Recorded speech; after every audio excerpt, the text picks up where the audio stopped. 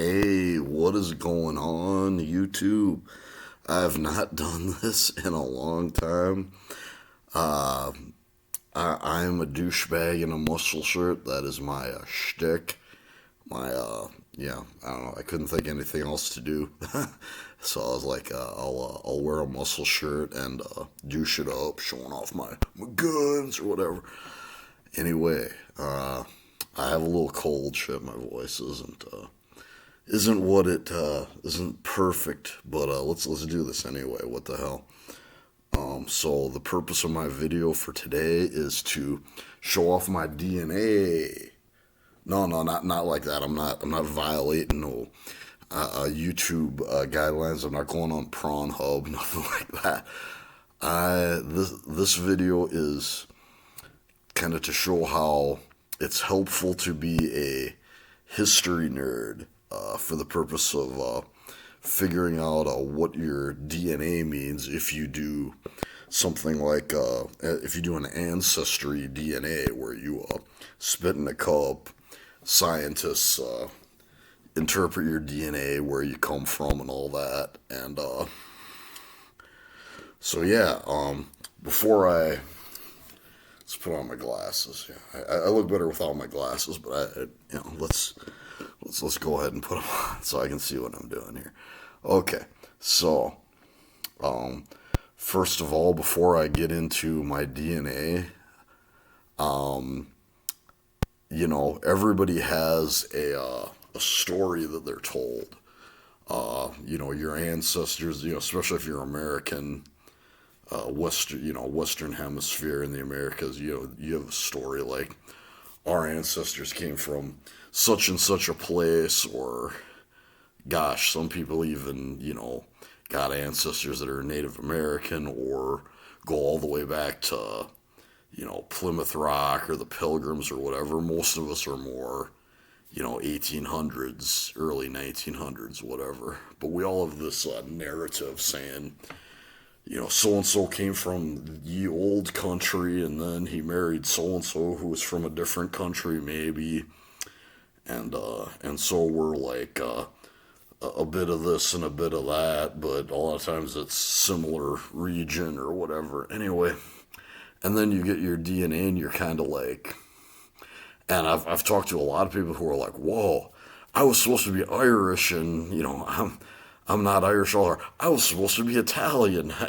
It's got like zero Italian in here, and and it's like, well, you're blonde, and it kind of makes sense. But anyway, that all that said, people move around, and where your ancestors have been isn't always exactly correlated to the DNA, although it often is, and so let's get into it. My personal story of where my ancestors said they were from. I was always told, when I was really little, I actually assumed I was English or whatever, because I'm like a white guy who speaks, probably English or British Isles.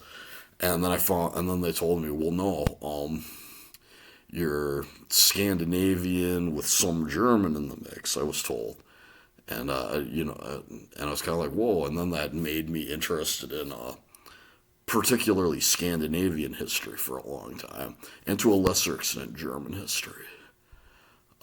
But yeah, the narrative I was told was that Grandpa came from Norway, Grandma came from Sweden, and then other Grandpa came from Denmark, or that is to say, his ancestors came from Denmark, and Grandma came from Germany, or rather, considered herself ethnically German. That's a little more complicated, and I'll break that down later a little bit. Yeah, and when I say came from, I mean like primary ancestry, because I think it was actually the great grand is actually further back than the grandparents, more like great grandparents kind of thing. So there could be mixing that's not talked about, yada yada. So there was always that kind of plausible, okay, that's some Norwegian ancestry, but is it really all Norwegian, or did he get off the boat and marry a non-Norwegian, that kind of thing. So, so yeah, that was the narrative I was told. So I was like, oh, so I'm like 3/4 Scandinavian, 1/4 German was the narrative of that. But then I look at myself in the mirror, okay, but I'm very brunette. Why am I not blonde? Why is my family mostly brunette? If I'm like very Scandinavian, I do have kind of bluish, greenish, hazel eyes or whatever, but I'm not, the point I'm getting at is I'm not the stereotype Scandinavian, and I was kind of wondered about that, and and then I ended up doing the 23andMe to kind of solve that mystery. I did find out along the way though that my Swedish grandmother did actually have some German mixing, some German American mixing, so that kind of estimation of 75 kind of went down. And then I found out that my Danish grandpa had a ancestor with a totally German last name. Not too many generations. Like, okay, so maybe I'm getting more, maybe I'm getting down. I'm getting my Germans. So kind of throughout my life, it was like my German's going up, my Scandinavian's going down, but it's still pretty much Scandinavian German, which was kind of, you know, what I was told changed, but it was still similar peoples, and so my thought was, okay, I'll probably be 55% Scandinavian when it's all said and done, and 35% German, and 10% other neat things that, we all or most of us have from further back that we find out about through these tests. And so that was my expectation. Now, I don't know how well this will show up, but to show that I'm not lying about anything, I will show you I will hold up the printout and see what you guys can see. Oh, this is probably going to be backwards, ain't it? Is there any way to... Anyway, I'm not bullshitting. I'm not going to bullshit you. This is what I got. So, I got from the test, European 99.9%, down to Northwestern European 95.3%. And I find this interesting that it's always the peoples who historically hate each other and fight wars against each other who are actually the most genetically similar, who are genetically like the same. So the category is actually French and German. They are the same approximate genetic category, and I believe the Dutch, the Belgians, the Austrians, and the Swiss, the Benelux nations, and of course the Austrians, are all also in this category. And it makes sense because if you go back 2,000 years, the Germanic tribes from Scandinavia and the very northern part of Germany came down and mixed with ancient Celtic peoples in what is now both Germany and France. I think there is a little genetic difference between the two. French have a little more Latin admixture, that kind of thing, but it's the same basic category, the same basic gene pool, and the borders have switched, so that's another reason why it's similar, yada yada.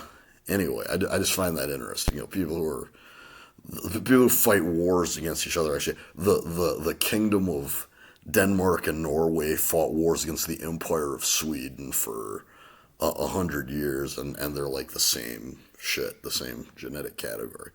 Anyway, just that side, because my category is French and German.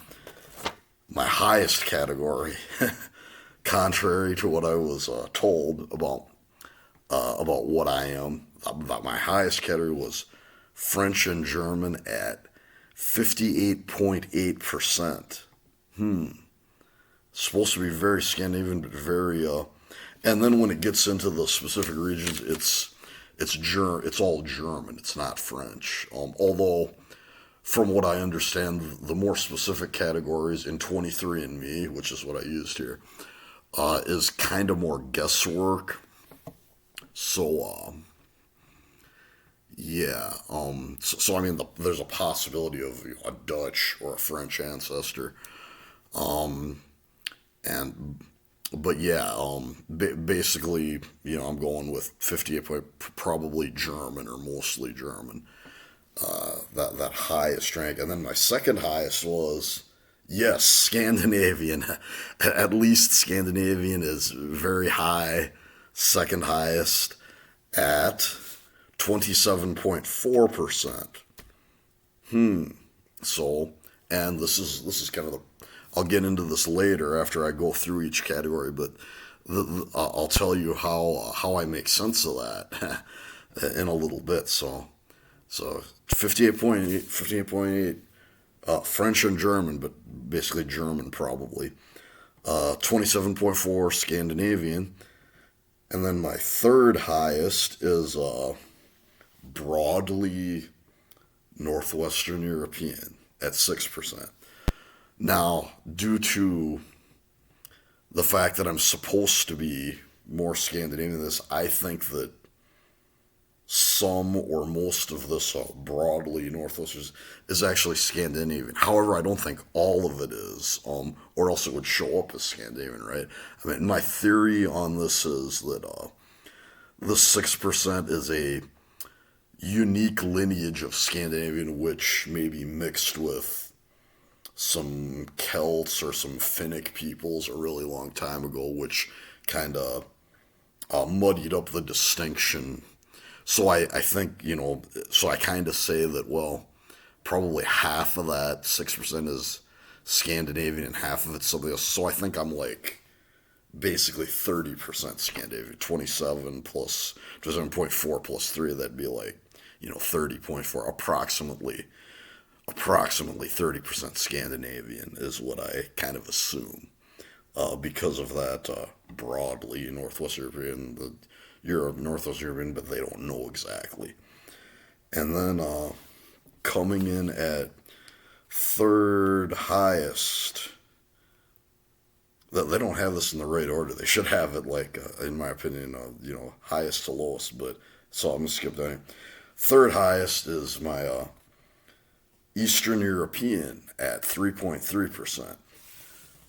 And unfortunately, they don't give me a an exact country, just broadly Eastern European, and they define 23andMe defines Eastern European as kind of north and central Eastern Europe, north of the Balkans, because Balkans is a different category to them, and the Finns are considered Western European. That's probably debatable, but that's why I say, maybe in my Scandinavian there's some Finn in that broadly Northwestern European. Who knows?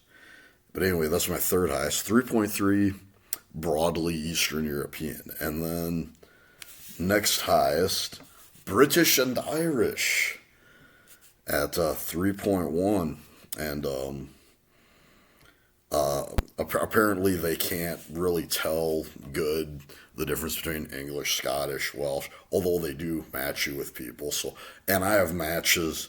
It's this tiny percent, but I have like a bunch of matches across Ireland and England. Even though this is just a really small percent, I have way more matches than Germany or Scandinavia, which I have hardly any, because the database, that's another thing. You have to take this with a certain grain of salt, because it's dependent upon the database. They have a much better database for the British Isles apparently than Germany or Scandinavia.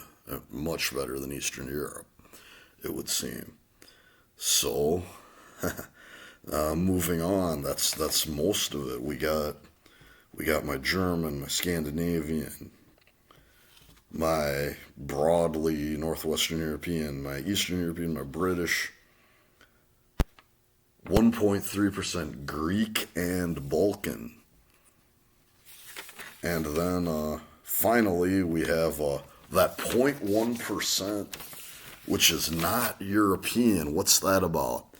Well, it's unassigned, which means it could really be European, but it's just some DNA that they're not sure about. But I have a theory about that. Excuse me, which I will get to, but I want to start at the top here in explaining the history, how I think this is true, while the narrative of where my ancestors come from is still at least in the ballpark of true, possibly. And how that goes is when you look at the history of Scandinavia, uh, Germans and French, really, yeah, if you go back far enough, have been involved with the Scandinavian people all the way back to the Viking era when they first converted to Christianity. It was mostly the Germans who went up there and went up north and talked to the people about religion and converted them, and then throughout history after that, the Germans were very involved in trade, especially in Sweden. In fact, Stockholm, capital of Sweden, was sort of co-founded by Germany, by the Swedes and the Germans to an extent, as kind of a sister city, which traded with certain German cities. So you can imagine, and yeah, for like hundreds of years, I read this somewhere, hundreds of years, a third of the population of Stockholm was like German speaking. You can imagine these German people hanging out there. Some of them are intermarrying.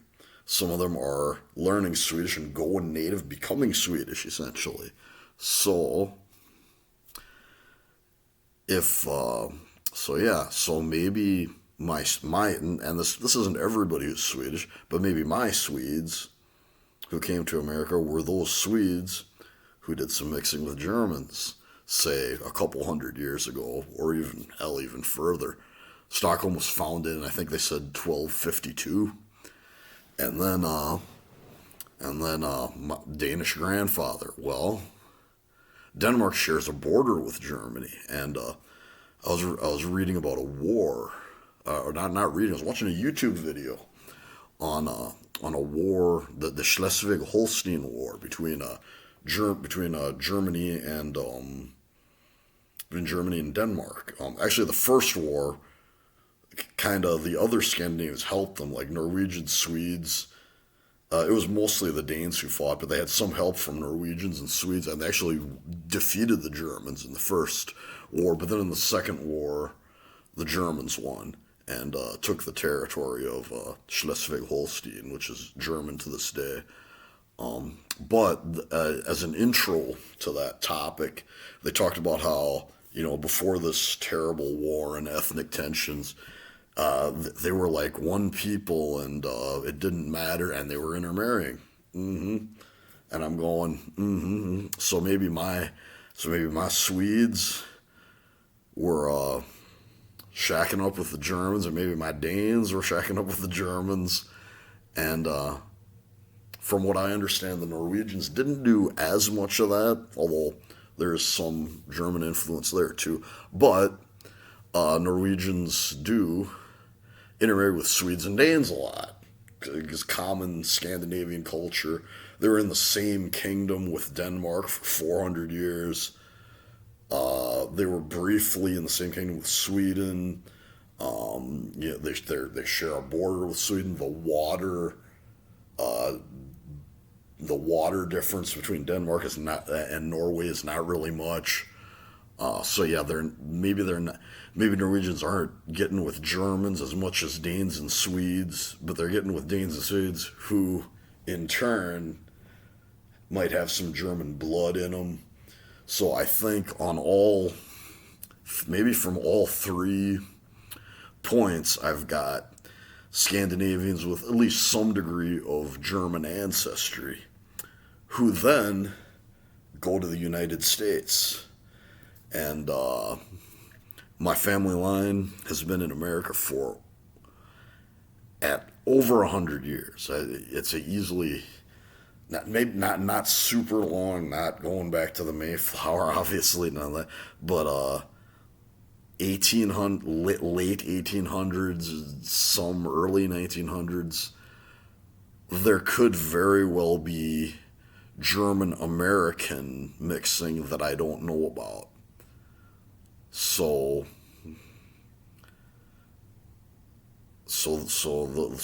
okay, so this is adding up.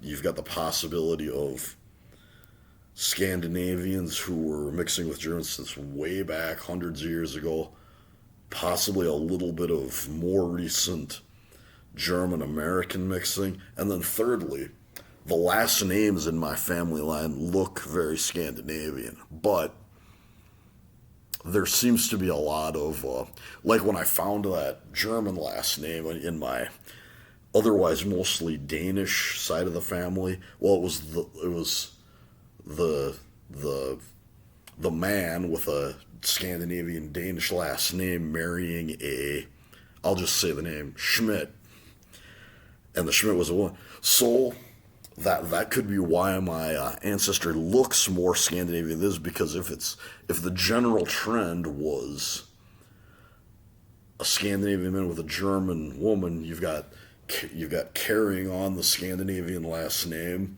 but in fact the DNA significantly German going on. So that's pretty much my theory as to like I don't think my ancestors were wrong when they said we came from Norway, we came from Sweden. I think they were telling the truth, but they had more German going on, and then of course World War One and World War Two happened. Let's say, you know, you're from a Scandinavian-based people, and you've got a little German mixing going on, but we're at war with Germany. You're going to emphasize, hey, let's just say we're Swedes, huh? You know, the people aren't liking the Germans, so how about we're Swedes? So I think some of that might factor in as well. Kind of. Let's just forget that aspect and go with this. So yeah, that's my theory on why I'm very Scandinavian and very German.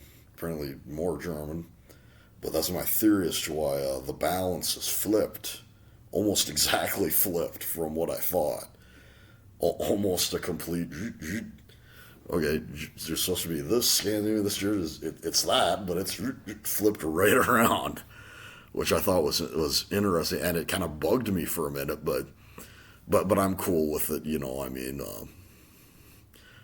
Germans are cool people. I kind of find Scandinavian history more interesting than German history for some reason, but maybe just because I thought I was more Scandinavian, but it is what it is. Anyway. So, we've talked about going down the list. So, then we've got these other things. Oh, yeah, broadly Eastern European. Okay, so, how did I get to be broadly Eastern? Well, I think, I had I was looking at some of my distant cousins or whatever, and one of them was a person with some Latvian ancestry. And the interesting thing about that is Latvia was part of the Swedish Empire. So I think, my Swedes maybe mixed with some Latvians a little bit. And my test here does not say Polish, but some of my other relatives who tested with a different company said, oh, we have this like tiny bit of Polish, and that could be sort of on with the German because of the border with Germany shifting, and well, the Germans completely Poland disappeared for like 100 years or something because the Germans, the Prussian Germans, the Russians, and the Austrians ganged up on Poland and devoured it, and it didn't come back for till like I think it was after the Napoleonic Wars or something like that. But yeah, there might be the 23andMe didn't say Polish, but there might be some tiny dot of Polish, and that would be with the broadly Eastern European, so maybe Latvian, maybe Polish, and maybe coming from both the German and the Scandinavian general sides, and then I read an old on my regular German quarter, so to speak. I read somewhere that I had a little bit of Prussian ancestry, the more Eastern Germans, and the old Prussians before they were all German speaking used to be a Baltic people more related to Latvians and Lithuanians, and they probably didn't get completely wiped out, but or forced out. Many of them probably learned German and went German and intermarried with Germans. So there could be so my theory about that small 3.3 broadly Eastern European is it might be a little bit Latvian, a little bit Old Prussian, and a little bit Polish. So yeah, and that's my theory based on the history there. And then moving on down, Britain and Ireland. So I think this is on with my Scandinavian stuff, and it might have to do with Viking, shall we say, less than consensual stuff. But of course, the Vikings are famous for raiding and pillaging. But it could actually be also more consensual stuff going on because there was this period in history, I think it was called the North Sea Empire, where Denmark ruled over England. I think Norway and England, actually. And so, yeah, and if they were all part of the same country, there was traveling, trading, mixing, yada yada. Over the years, lots of trade. So yeah, there's both the Viking stuff and more peaceful possibilities for that genetic transfer from the British Isles to be there. So that's my theory. So that's my theory on how my 3.1 British Isles got there. And then moving on down, and this I find very interesting, the 1.3% Greek and Balkan. So how did that get there? Well, actually, on on the quarter that is German, some of my German ancestors actually came from Romania, but they had German last names and they were German speaking. They didn't consider themselves Romania, but they lived in Romania. I think they were from an ethnic group called Transylvanian Saxons. I'm not even 100% sure. All I know is they said they were German, but they came in from Romania. So my theory on that is that I come from this German ethnic group that lived in Romania, and they mostly stuck to their German selves, but some small amount of Romanian might have gotten in the mix probably hundreds of years ago. Some Romanian married a German, or somebody was part Romanian or something like that. That's my theory. But I think it's pretty based on what I know about them living there. I think that's a pretty solid explanation as to how that small percent of Greek and Balkan got in there. Last but not least, 0.1% unassigned. Ooh, what is it? Ghost DNA. So yeah, unassigned. This could be European, so I could be 100% European. in as much as I have some Eastern European, a little bit of Eastern European and Greek and Balkan DNA, I kind of suspect that there's a possibility of some mixing with a little bit of Turkic and or Mongolian, other Asiatic peoples. Just maybe, and maybe that's hard to identify because it's so far back. But an interesting note about Turkic peoples is some Turkic peoples were basically white. There was an ancient Turkic ethnicity, Turkic speaking that is, called the Cumans, and they were said to be a blonde-haired, blue-eyed people, but they're also said to be originally from China. So there could be some quote-unquote white group way, way back that was white or mixed with whatever, and yeah, hard to genetically white, but genetically unique. Maybe not entirely white, yada yada. But that's just speculation. This could just be, fuzzy DNA that's hard to identify. So yeah, I thought that was very interesting, and maybe, and I think I've demonstrated here that it can be useful to have a working knowledge of world history or European history if you're more European descended to decipher how you could be maybe not precisely what you thought you were when you get your DNA. But yeah, I think because of my knowledge of history, I think I kind of I might not be 100% on this, but I think I'm pretty solid. I think that's pretty much the story.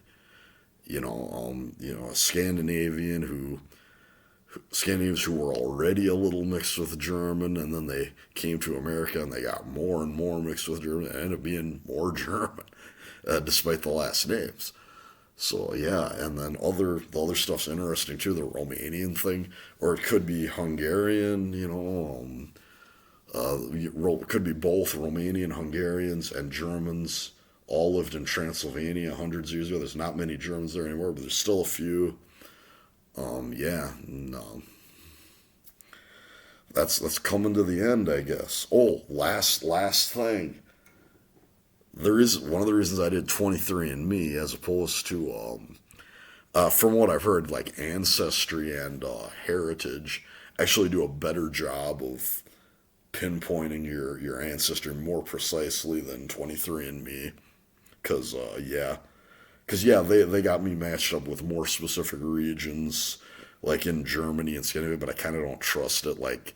It doesn't even say I'm Norwegian, and I know I'm Norwegian, that kind of thing. But anyway, but they're one of the reasons I did 23andMe, and it partly because you get a health report, and also because you get a Neanderthal report, and I think they're the only ones who do this, and that's a really cool aspect. And they said it was and it was corrected actually, or I've gotten two updated. That's the word I'm trying to say. Updated.